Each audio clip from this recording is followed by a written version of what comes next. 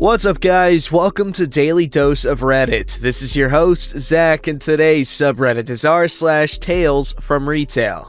Alright, this story's called When Everything Breaks and Customers Act Like It's Somehow Your Fault and a Personal Insult to Them. So this happened Friday afternoon, starting about 2:30 p.m. and ending around 4:30, which isn't a super long time to have issues, but it still wasn't great. I work at a hardware store as a cashier, and on Friday I was by myself on the lumber end of the store at what are called the Pro registers due to being located next to the Pro desk and being frequent by contractors, aka the pros. About 2:30, I noticed that there was some significant slowing down of the register processing card transactions. We've recently gotten new, in quotes, because everything my store gets is refurbished and or hand-me-downs from other stores who were lucky enough to get brand new equipment. Pin pads, which while still buggy, were significantly more usable than the old ones, which had a bad tendency to only work perfectly for maybe 25% of the transactions. One of the big improvements, other than being fairly certain that no, it really is the customer's chip being broken and not a 50-50 toss-up of the pin pad just not working to re-chips again, was that they're significantly faster at processing transactions. Also, when searching for items on the online cashier book, system that's supposed to list items from the store and have a function to search things from if they don't have a barcode, but has the worst search functionality I have ever seen, aka the OCB, was running even slower than usual and giving me more connection errors than typical. Then, the lone Pro desk worker started having issues with his phone. In the middle of a call with a customer, the line started breaking up, so he tried to move the call to the other phone at the desk, only for the phone to decide to reboot itself the second he lifted the receiver from the cradle. All else failing, he ended up calling the guy back on his personal phone and kept dealing with weird issues with the phones for another 30 minutes. At 3, I get sent on my break and notice that the store Wi-Fi has gone from slow but mostly functional to completely unusable, and now people are having issues with the time clock, saying it's not connected to the network when they try to clock in or out. Well, this is going steadily downhill. Get back from break and continue checking out the sparse customers. Now, customers who try to pay with card are getting declined. First guy ran his card a second time and it went through, but the next couple of people to try couldn't get it to work at all, so I sent them to self-checkout in the hopes it was just my register having weird issues. Next thing I do is try to call my head cashier to see if they're having issues on his end of the store. Oh, would you look at that? The phones are now completely down and nobody can contact each other anywhere in the store. And now a customer is trying to call the non-functional phones, which rerouted the call to the overhead PA system, and it's endlessly ringing. Yay. So, as I'm sending customers down to the other end of the store saying my register isn't working, I'm trying to get a hold of anybody to see if they can tell me what's going on. So I text my supervisor's personal phone, hoping he sees it quickly. Again, no luck, and it takes 15 plus minutes and several more customers before I finally hear back from somebody over the walkie-talkies we use for our lot loaders, and they inform me that yeah, all phones are down, which took down the internet, or the other way around possibly. All I know is one going down took out the other, which then took out our ability to process card transactions. They're now trying to inform an assistant manager, again no in-store phones are working so can't call him directly, and nobody is sure where he was at first, to see if he could figure out what was going on. So then I get the joy of informing customers coming in that our system can't currently take cards, which means cash only, and we can't currently look up, process, or release any online orders, and we can't get a hold of anybody that isn't within shouting distance. Luckily, we're not very busy, at least on my end of the store, but the first customer I get who came in before we started having the issues seems to take it personally that something went wrong with our system and that I can't take his debit card as payment. I apologize, but he just goes on a rant about how he needs all of this right now and we should know when our system will be back up. Yeah, sure, I've totally got clairvoyance. And how is it possible that it went down and blah blah blah? Can't he leave this on hold with us and we call him back when the system comes up? Nope. Sorry, we only do will calls for items that have been paid for. We don't hold unpaid items because they take up space we don't have. And anyway, I highly doubt the will call system is even currently functional at the moment, since nothing else is currently working. By the time this guy is done ranting at me, he decides to add more items to his order, which is already well over the couple hundred in cash he had on him, and then informs me that we're gonna become friends because he's gonna stand there in front of me until the system comes back up. 4:30 hits and it's time for my lunch, and another cashier comes down saying that they've had luck running debit cards as credits and to try that, which I suggest to my customer to get him out of my face. He completely ignores my instructions to run it as credit and puts in his PIN, but by some miracle, the transaction went through. I get a hold of Lumber to get the guy the rest of his stuff, listen to him complain about a couple more things, then make my escape to get lunch. By about 5, everything got fixed again, and we didn't have to continue to listen to customers whine about a technical issue we had no control over. But it was a long 2.5 hours of dealing with weird slowdowns and then a complete system crash. Later heard from another coworker who came in after everything was over that it was possibly a widespread issue since he stopped at another store before he came in, and they said they were also having internet problems. Also, another cashier said a customer said they lived in a nearby neighborhood where everyone also lost internet, so who knows? But you gotta love the customers who think we personally made our system crash just to cause them issues, because we definitely love hearing them whine and complain about it, and the company definitely wants to lose money intentionally just to cause some grief. Yeah, sounds about right.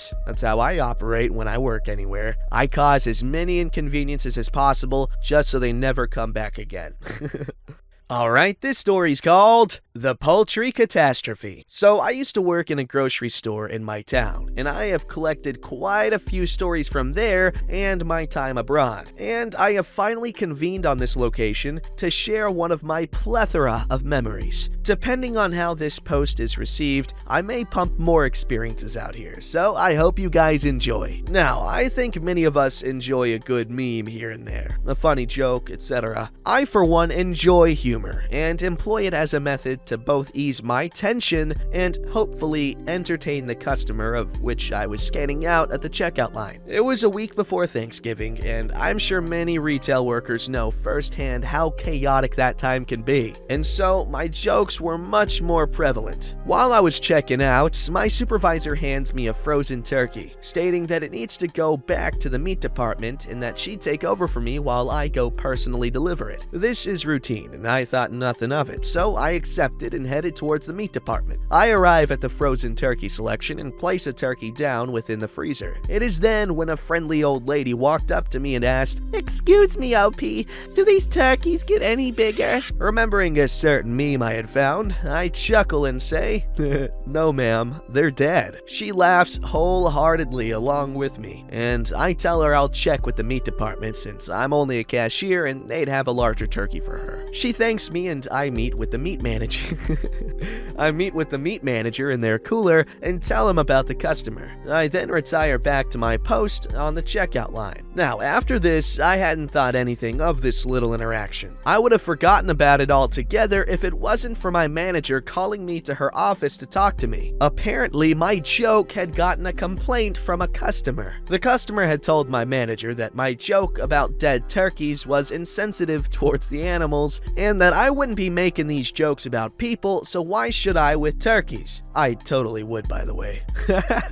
We both agree that it was kinda stupid and that I shouldn't have done it, but she did find the joke funny, so I think I got off easy with that one. No, you got off a little hard in my opinion. They shouldn't have even had a problem with it at all. The manager, that is. The customer, I couldn't give less of a crap. Now, a few hours have gone by, and I'm in the self-checkout when a lady approaches me. At first, she didn't look out of the ordinary from her leather purse, fur coat, and overall Karen-esque appearance, and I met with her with my usual cheerfulness. "Hello, my name is OP. How may I help you?" I asked. The lady reveals herself as the filer of the complaint, stating that I should have been fired for what I said. I accidentally let out a little chuckle and say, "So it was you." Everything had made sense to me at that point. This lady had overheard my joke with the older lady and had taken offense to it. She begins to berate me, saying that if someone were to joke about my death, I wouldn't take kindly to it. I politely retort, "Ma'am,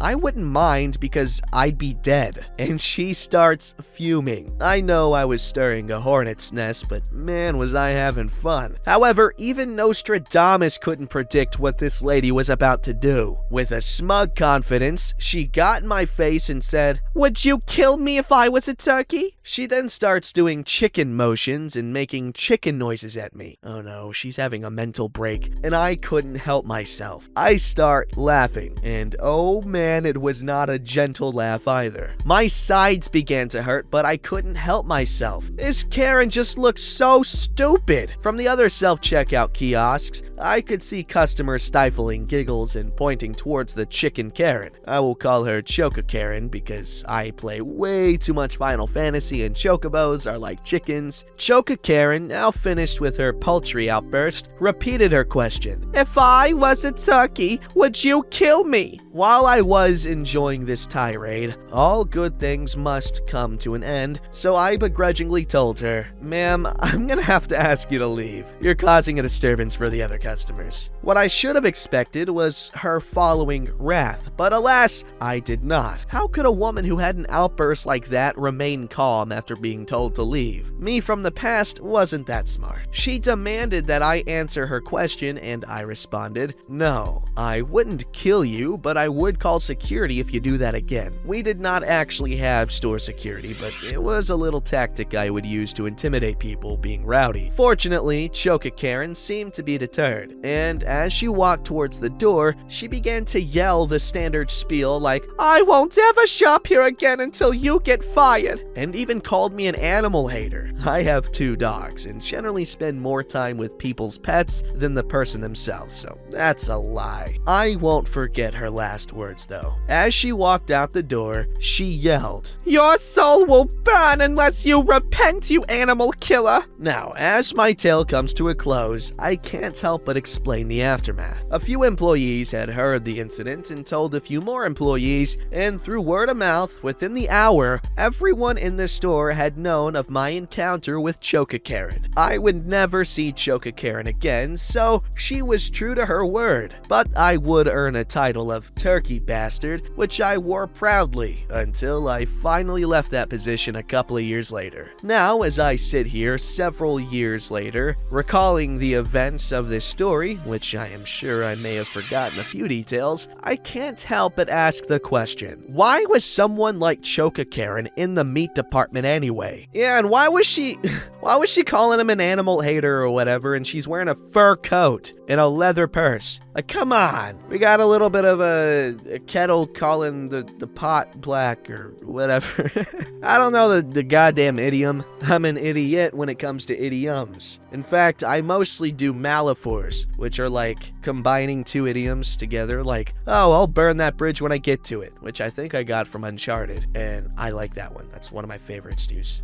Alright, this story's called The Worst Return Ever. Sorry for formatting posting on mobile. Background. I worked for over 6 years in a big box retailer in the southern US. 3 of those years was in a supervisory capacity over the cashiers. This also included making decisions on questionable returns. This story is from my supervisor days, and it is about 2 years old. One day I'm working, and at the customer service counter we have 2 ladies. Crazy Couponer 1 and Crazy Couponer 2. They bring in multiple shopping bags full of over-the-counter pharmacy stuff, makeup, health and beauty aids. There were hundreds of individual items. As per policy, they have 5 receipts for these items. When we look at the receipts, all the items being returned were bought with coupons. As per policy, we had to refund the price of the coupon as well, meaning even though they did not pay full price for the item, they got the full price back as a return. What? Normally this is not a problem, but these ladies had hundreds over 5 transactions. And because of the departments they were from, most of the items had to be tagged to be processed as reclamations. They could not go back on the shelf. Now, for those of you who think that's not so bad, it took me and 2 customer service workers over 2 hours to process all this. They were scanning and I was tagging. We ended up with an entire cart full of merchandise that was going to be thrown away way. I was worn out by the time this was over, but I definitely feel like we were used as a bank. Even when I asked management, specifically the manager over protecting our assets, including money, she said we had to follow policy and our hands were tied. Edit. Thanks so much for your input. I do want to clarify that this happened about 2 years ago, and as far as I know, no one was punished for what happened. Another thing, these returns had taken away time that could have been spent on other customers needing to do returns, as these customers took up both of the registers and made it harder for us to help other customers. Also, I knew there was going to be a problem right away and asked management's input, and they told me to go ahead. Also, QR/malicious compliance. I even asked Asset Protection Manager as a second opinion, and they also told me to go ahead. Edit 2, please do not try this at any stores. 1. This happened 2 years ago. 2. Could be considered illegal depending on local laws. 3. Most stores are probably wise to this scam by now.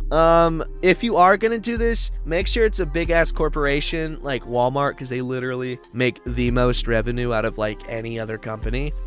So yeah, but just try not to be a jerk to the workers, because this is actually pretty cool. I'm not gonna do it though. I'm too freaking lazy. It's free money. I'm still too lazy. Don't forget to like, subscribe, and hit that bell to never miss an episode.